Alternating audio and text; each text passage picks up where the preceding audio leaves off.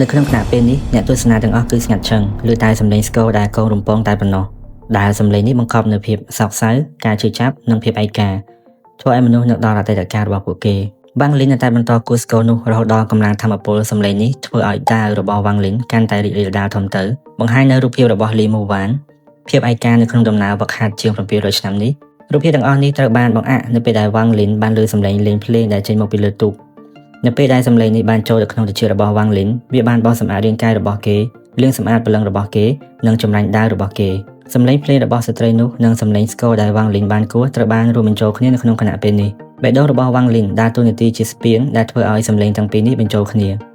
ានៅក្នុងចំណោម Demon General Mo Lihai ក៏បានបង្ហាញនូវអាការៈស្រណោះស្រណោកនឹកដល់អតីតកាលផងដែរហើយមានតែម្នាក់ប៉ុណ្ណោះជាករណីលើកលែងម្នាក់នោះគឺ Mo Fei អាការៈគេគឺធម្មតាតែម្ដងអនុមេបញ្ជាការសន់ដកដង្ហើមធំស្របពេលដែលគេមើលទៅវ៉ាងលីន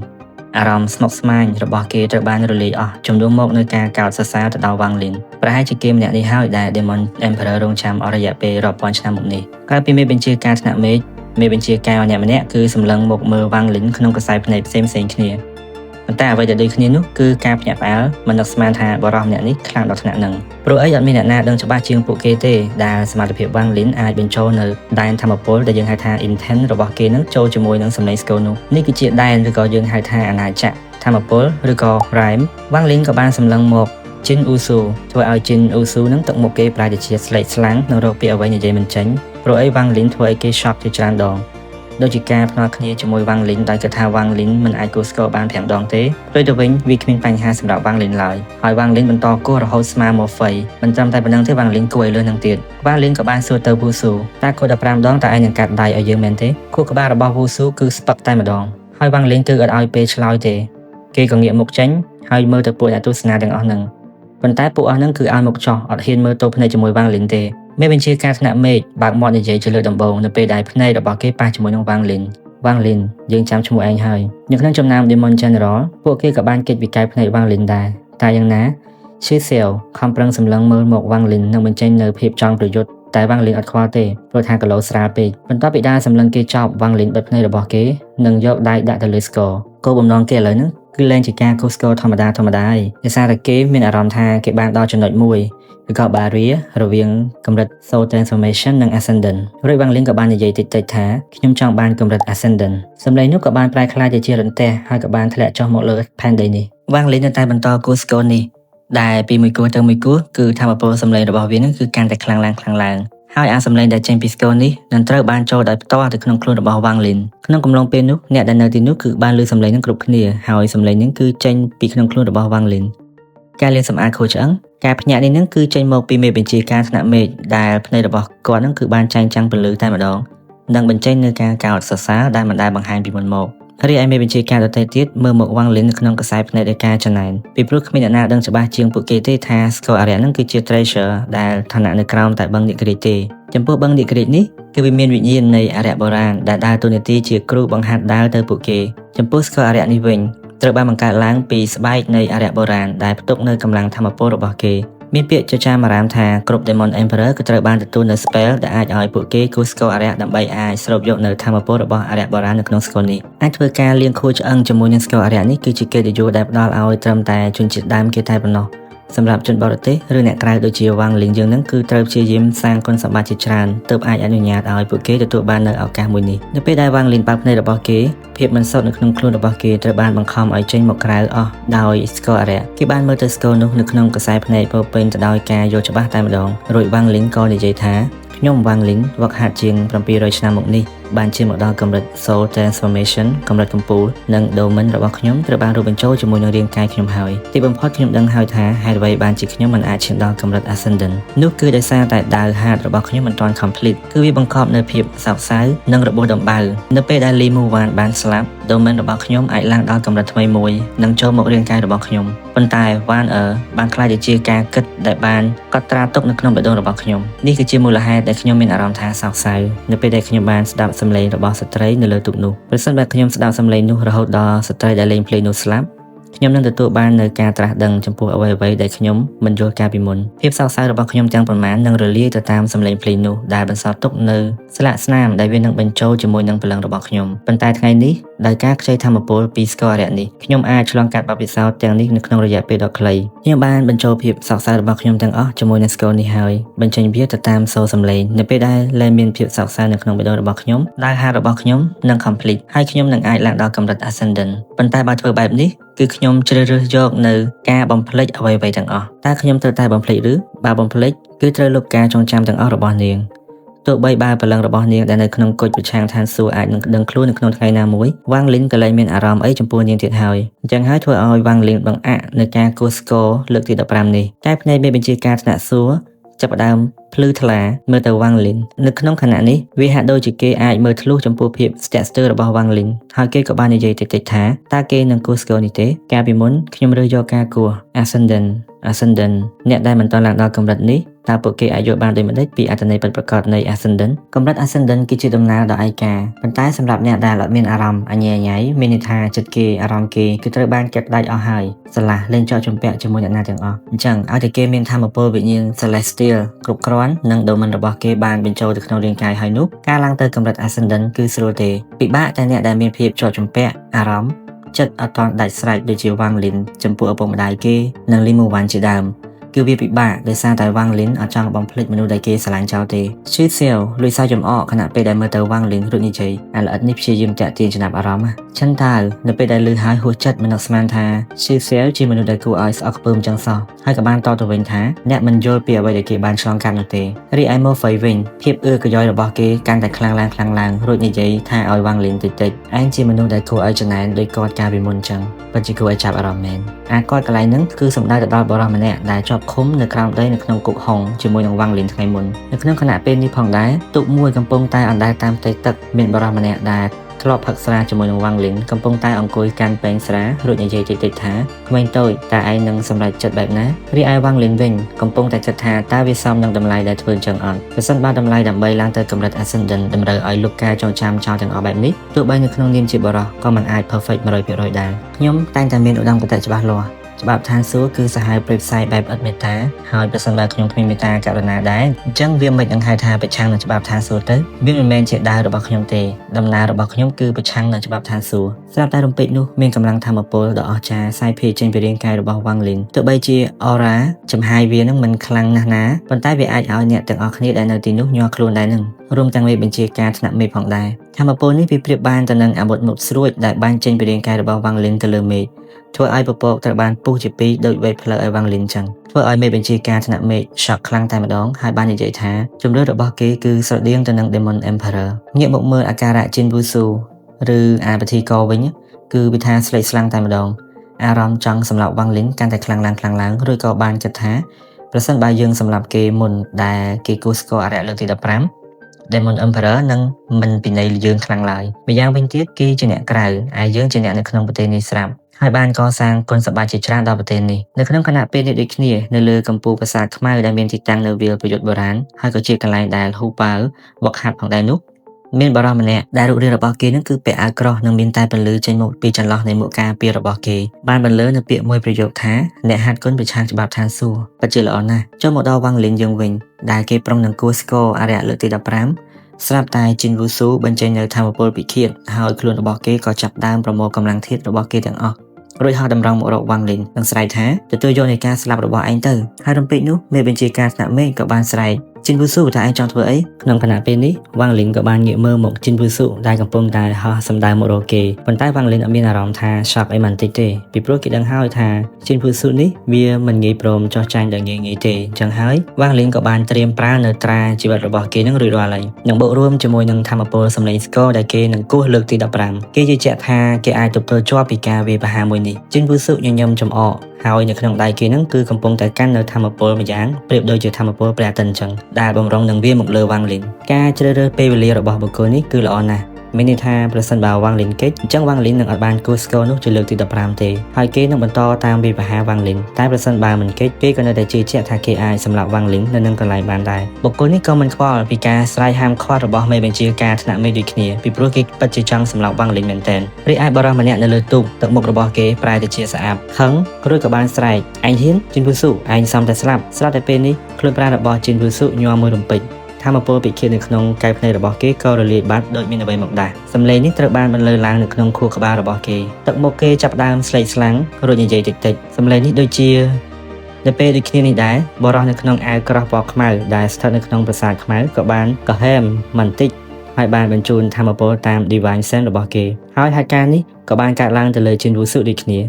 ាដោយមានចំហាយត្រជាក់បានរំពាត់ខ្លួនប្រាណរបស់គេដែលអាសំឡេងកហឹមមិនតិចមិញហ្នឹងគឺត្រូវបានចេញមកតាមលំហនិងចូលទៅក្នុងត្រជាក់របស់ជីនវូស៊ូធ្វើឲ្យខ្លួនប្រាណរបស់ជីនវូស៊ូកាន់តែញ័រខ្លាំងនិងធ្វើឲ្យអាវក្រោះរបស់គេត្រូវបានបំផ្លាញហើយគេផ្ទាល់ក៏បានក្អួតឈាមនិងធម្មពលព្រះអាទិត្យនៅក្នុងដៃរបស់គេក៏រលាយបាត់ដូចគ្នាហើយការនេះកើតឡើងតែមួយរំពេចទេសូម្បីតែមេបញ្ជាការថ្នាក់មេឃហ្នឹងក៏សប្រាយដែរពីព្រោះអីគេអត់ទាន់បានធ្វើអីទេប៉ុន្តែជីនវូស៊ូរងរបួសបាត់ទៅហើយរបួសនេះមិនមែនមួយទេគឺពីរអញ្ចឹងបើ spell របស់គេប៉ះជីនវូស៊ូមួយទៀតជីនវូស៊ូច្បាស់ជាស្លាប់តែម្ដងពីព្រោះគោលបំណងគេហ្នឹងគឺមិនមែនមកសម្លាប់ទេគេគ្រាន់តែមករារាំងពីការវាយប្រហារទៅលើវ៉ាងលីនតែប៉ុណ្ណោះដូច្នេះគេក៏បញ្ឈប់វិញដោយមិនមានការស្ទាក់ស្ទើរប៉ុន្តែបើមើលស្ថានភាពរបស់អ្នកក្រៅវិញគេគិតថាជីនវូស៊ូរងរបួសដោយការវាយប្រហាររបស់មេបញ្ជាការថ្នាក់មេឃនេះចំណែកឯជីនវូស៊ូឯនេះវិញស្រឡាំងកាំងមិនទាន់បាត់នៅឡើយទេពីព្រោះថាអាកាហែមតិចមុនហ្នឹងគឺវាខ្លាំងមែនតើខ្លាំងយកតែមែនតើបណ្ដោយវាខ្លាំងជាង Demon Emperor ទៀតវាប្រៀបទៅដូចជាខុសកម្រិតគ្នាអញ្ចឹងប៉ុន្តែដោយសារតែម្នាក់ហ្នឹងគេអត់ចង់សម្លាប់ទេបើគេចង់វិញប្រហែលជាមិននៅទេមួយទៀតដោយសារតែត្រូវរបួសពីរដងត្រឹមតែមួយផ្លែដូចនេះធ្វើឲ្យធម្មពលអរិយនៅក្នុងខ្លួនប្រាណរបស់គេនឹងត្រូវបានកំទេចខ្ទេចខ្ទីវ៉ាងលីនឈ្លាននៅក្នុងឱកាសនេះដោយគ្មានការស្ទាក់ស្ទើរគេក៏បានចាប់ជីនវូស៊ូលើកទៅគោះផ្ទប់ជាមួយនឹងស្គលអរិយនោះនៅក្នុងគណៈពេលដែលសម្លេងស្គលបានបន្លឺឡើងរាងកាយរបស់ជីនវូស៊ូត្រូវបានបំផ្ទុះទៅជាកំទេចលោហិតដោយសារតែសម្លេងស្គលនេះគឺវាស្លាប់ដោយអនាធមសូម្បីតែស្លាកស្នាមដដាមរបស់គេទាំងអស់ហ្នឹងក៏ត្រូវបានរលាយពីពិភពលោកនេះតែម្ដងធ្លាប់ភ្នាល់ជាមួយវ៉ាងលីនថាប្រសិនបើគោះបាន5ដងនឹងកាត់ដៃមួយខាងបើគោះបាន10ដងនឹងកាត់ដៃទាំងសងខាងតែនៅពេលដែលវ៉ាងលីនគោះបាន15ដងវ៉ាងលីនអត់មាននិយាយច្រើនទេគឺយកជីវិតគេតែម្ដងការសម្លាប់ជីនវូស៊ូដោយជោគជ័យនេះគឺត្រូវអរគុណដល់បរិះជើងខ្លាំងសម្ងាត់ទាំងពីរនាក់នោះដែលធ្វើឲ្យជីនវូស៊ូរងរបួសធ្ងន់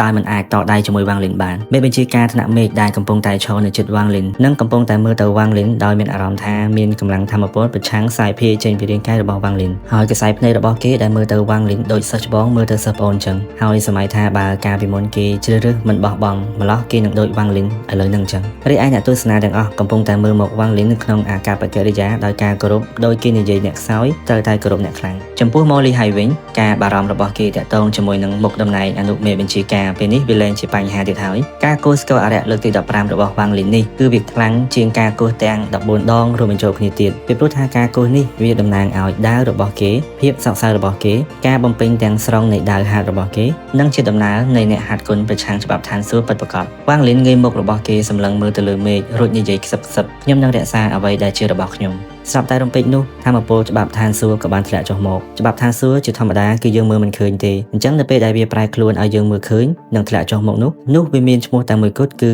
តនកម្មឋានសួគ៌តនកម្មឋានសួគ៌នេះលេចរូបរាងគឺនៅពេលដែលមានអ្នកហាត់គុណប្រឆាំងច្បាប់ឋានសួគ៌ចាប់បដិសន្ធិដោយវ៉ាងលីនយើងឥឡូវនេះអញ្ចឹងគេឃើញមានកម្លាំងធម្មពលពពកក្រហមដ៏ខ្លាំងក្លាកំពុងធ្លាក់មកពីលំហដោយគ្មាននរណាម្នាក់ដឹងថាវាមកពីណាទេខណៈពេលដែលធម្មពលក្រហមកំពុងធ្លាក់ចុះមកនោះកម្លាំងដែលសាយភាយរបស់វាអាចធ្វើឲ្យរបស់ដែលមានជីវិតនៅសកលលោកនេះភ័យញ័រខ្លួនបាននៅភពទានយន្តអលសៀដែលជាគ្រូរបស់វ៉ាងលីនបានបើកភ្នែករបស់គេអាការៈគេរៀងប្រែបន្តិចហើយបានប្រើសញ្ញាដៃរបស់គេទោះទាយរួចនិយាយតនកម្មឋានសួគ៌ត្រូវបានចុះមកហើយឆ្លាក់នៅដែនវិញ្ញាណអរិយនៅភពដៅលូវិញព្រឹទ្ធាចារ្យលីងធានហោអាការៈគេក៏ប្រែប្រួលដែរហើយរអ៊ូតិចដូចជាអត់សូវល្អតែមានរឿងអីទៅលើគ្រីទេដឹងចំណែកឯនៅភពលោហិតនេះវិញបរិស័កក្រហមចិញ្ចាមក្រហមកំពុងតែអង្គុយនៅក្នុងវិមានរបស់គេរំពេចនោះគេក៏បានបើកភ្នែកមួយសន្ទុះក៏បិទទៅវិញរួចនិយាយតើកូនស្រីខ្ញុំសៀវស៊ូកំពុងធ្វើអីទៅណោះមិនត្រឹមតែ3នាក់នេះទេបុគ្គលខ្លាំងដទៃទៀតក៏គេក៏សម្គាល់ដែររីឯបរិសនៅលើទូកទឹកមុខគេក៏ប្រែប្រួលមួយរំពេចហើយសោយបែបមិនចង់សោយរួចនិយាយយើងភ្លេចទៅថាអាល្អិតនេះជាអ្នកហាត់គុណមិនមែនពពុះអរិយដូចយើងទេកាលពីមុនយើងចំណាយពេលឡើងយូរនៅក្នុងបឹងនាគរាជនិងមាន Elder ជាច្រើនជួយព្រមទាំងស្គាល់អរិយទៀតផ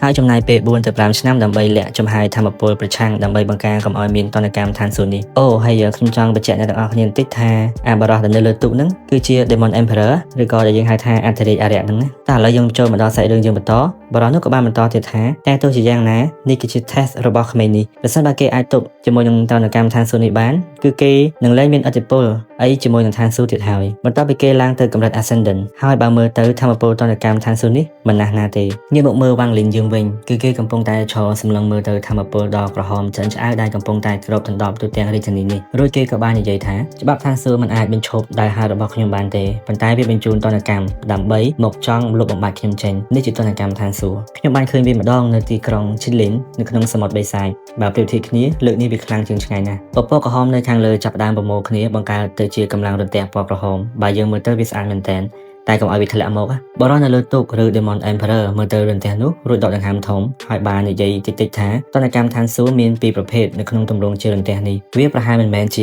Legend រន្ទះទី2ទេអញ្ចឹងខ្ញុំប្រកាស 100% ថារន្ទះនេះជារន្ទះទី1ធម្មតាទេល្អិតវ៉ាងលីននេះសំណាងគ្រាន់បើវ៉ាងលីនវិញគេអត់ខ្វល់ជាមួយនឹងអ្នកណាទាំងអស់គឺគេផ្ដោតតែរន្ទះក្រហមនៅលើមេតែប៉ុណ្ណោះហើយគេក៏នឹកគិតនៅក្នុងចិត្តខ្ញុំបានជួបតនកម្មឋានសួគ៌ខ្លះៗកំឡុងពេលហាត់គុណជាង700ឆ្នាំរបស់ខ្ញុំដែលមានដូចជានៅពេលដែលខ្ញុំចម្រាញ់ទង់យ័ន្តរបស់ខ្ញុំក៏បានតាក់ទាញតនកម្មនេះនៅពេលដែលខ្ញុំផ្លាស់ប្ដូរព្រំលិខិតរបស់លីមូវ៉ានធ្វើឲ្យអ្នកនាំសាររបស់ឋានសួគ៌ចុះមកហើយនៅក្នុងពេលនេះខ្ញុំរក្សានៅអារម្មណ៍ស្រពេចស្រពិលរបស់ខ្ញុំនិងសម្រេចចិត្តប្រឆាំងនឹងឋានសួគ៌នៅក្នុងដំណើរវឹកហាត់របស់ខ្ញុំនេះក៏បានតាក់ទាញតនកម្មឋានសួគ៌មកទៀតអញ្ចឹងហើយវាមិនមែនជារឿងថ្មីសម្រាប់ខ្ញុំទេរំពេចនោះធម្មពលរន្ទះកាន់តែខ្លាំងទៅនិងសម្លេងរោគដ៏ខ្លាំងក្លាចាប់ផ្ដើមបាញ់តម្រង់មករកវ៉ាងលីនគប់ផ្សំជាមួយនឹងធម្មពលពិឃាតនៃឋានសួគ៌ឥឡូវនឹងអ្វីៗគឺស្ងាត់ឈឹងមានតែសម្លេងកំហឹងរបស់ឋានសួគ៌តែប៉ុណ្ណោះរីឯពណ៌វិញគឺមានតែពណ៌លោហិតឆ្អិនឆ្អៅតែមួយគត់ដែលជាពណ៌ធម្មពលតនកម្មឋានសួគ៌ចង់សម្លាប់មនុស្សម្នាក់វ៉ាងលីនក៏បានប្រើត្រាជីវិតមកហុំព័ទ្ធគេដើម្បីការពារនិងបញ្ចេញត្រាយ័ន្តជាច្រើនពីទង់យ័ន្តរបស់គេហើយក៏បានសែបន្តថាទោះបីជាឋានសួគ៌ខឹងយ៉ាងណាក៏ដោយក៏ពួកគេមិនអាចលុបវត្តមានរបស់យើងបានដែរកម្លាំងរន្ទះក្រហមក៏បានប៉ះទង្គិចជាមួយនឹងធម្មពលទង់យ័ន្តរបស់វ៉ាងលីនធ្វើឲ្យមានការបំផ្ទុះយ៉ាងខ្លាំងក្លាពីពេញកន្លែងហ្នឹងតែម្ដងបណ្ដាលឲ្យអ្នកដែលនៅកំពុងទស្សនានឹងហូរឈាមតាមតិចហើយអ្នកខ្លះនឹងបានខ្ទាតប៉ាំងចេញសម្បីតែក្រុមមេតបអរិយក៏មិនលើកលែងដែរគឺមានតែមេបញ្ជាការប៉ុណ្ណោះដែលអត់អីបាងលីនក៏បាននិយាយបន្ថែមទៅកាន់ឋានសួគ៌ថាឋានសួគ៌ចង់សម្រាប់ខ្ញុំតែខ្ញុំចង់កំទេចឋានសួគ៌នៅពេលដែលកម្លាំងរន្ទះក្រហមបានបំបែកធម្មពលយ័ន្តរបស់វ៉ាងលីនហើយវ៉ាងលីនក៏បានប្រើស្នៀតម្រាមដៃនៃសេចក្តីស្លាប់ដែលយើងហៅថា Finger of Death ប៉ុន្តែលើកនេះវ៉ាងលីនអត់បញ្ចេញមួយទេគឺ100តែម្ដងហើយគេក៏បានបញ្ចេញគុជ Celestial ជាច្រើនបង្កើតជាកូនទួលមួយហើយឈរនៅលើវាមានន័យថាវាយបដាស្រូបយកធម្មពល Celestial ចូលខ្លួនគេបដាវ៉ាងលីនក៏បានបន្តនិយាយទៀតយើងហ៊ានប្រឆាំងឋានសួគ៌ដើម្បីបន្តដំណើរនៃការហាត់គុណហើយយើងក៏មិនលុបការចងចាំរបស់យើងដែរទោះបីជាឯងបំផ្លាញរាងកាយយើងប៉ុន្តែឯងមិនអាចបំផ្លាញដៅហាត់របស់យើងបានទេ